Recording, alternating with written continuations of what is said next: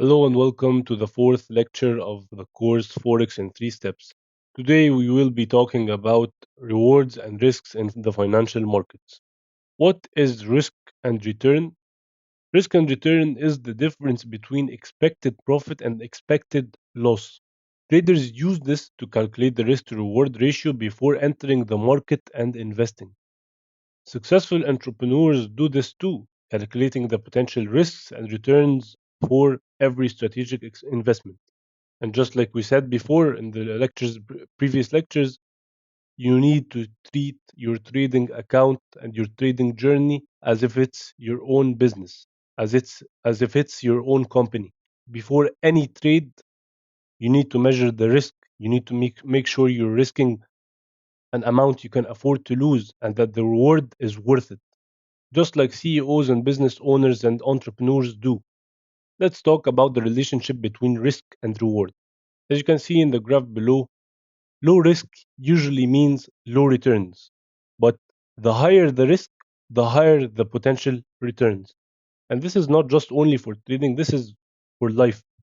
There are two types of risks you need to be able to identify and know well. There is systematic and unsystematic risks. Systematic risks are internal risks, they are controllable, and they affect only a specific group of people. For example, people who have bought the Apple stock. If the Apple stock one day decides to fall or drop, then this is a systematic risk. The unsystematic risk, on the other hand, is external, it's uncontrollable, and it affects everyone. For example, the coronavirus, COVID 19, when it came, it affected everything and everyone, businesses and stock markets and financial markets, everything.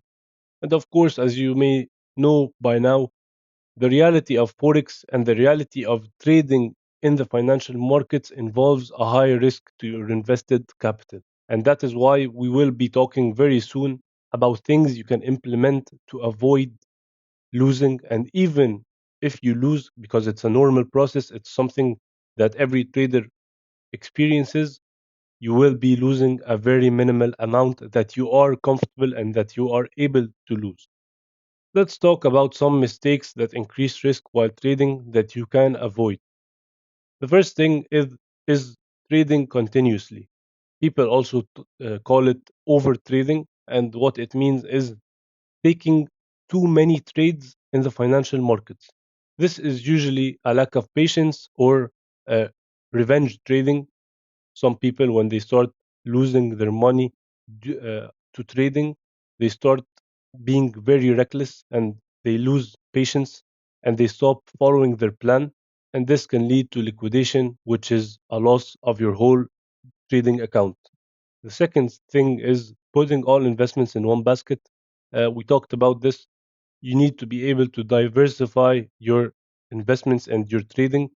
So, for example, when if you're investing in stocks, don't put all your investments in tech companies. Place some in tech, place some in medicine, place some in real estate. Always diversify your portfolio. The third thing is borrowing for forex and financial markets. Again, this is one of the hardest industries to succeed in, and you don't want to be borrowing money or loans just to use it for forex and financial markets. This is a high risk industry. You do not know what you will end up with the year, if you will end up with a win, if you will end up losing money. So until you are a profitable and consistent trader, there is no need to borrow for forex and financial markets. And the last thing is following analysis from unreliable people. There are lots of scammers in the trading industry. There are lots of fake gurus in the financial markets. So just be aware of that and just be careful because there are lots of unreliable people. There are many types of investors. We will talk about all the types of investors because you will need to be able to identify which one of these are you. Because according to that, you will be able to create your own strategy. And one goal in this course is that we will be teaching you how to identify which trader you are because this will help you create your own strategy that suits you. The first type of investor is a conservative investor. This investor likes to take low risk investment even at the cost of low returns. He does not mind little returns and he does not like high risk investments. This is sometimes someone with a larger capital than usual, which, even if invested in a low return or little return investment, his large capital will grant him a decent amount, anyways. Second type of investor we'll talk about is the moderate investor. This is a medium type investor, which is not he's not conservative and also they're not aggressive. They like medium risk, medium reward type of investments, which means he does not like too high risk and he also doesn't like little risk. The third type is the aggressive investor. This investor likes high risk, high reward type of investments. They can often be people with a lower amount of capital, which is why they do not mind risking more for a higher return. Aggressive investors are people who can cope very well with losses as they take higher risk for higher reward. The fourth type of investor is a short-term investor. These are people who are practically or basically impatient.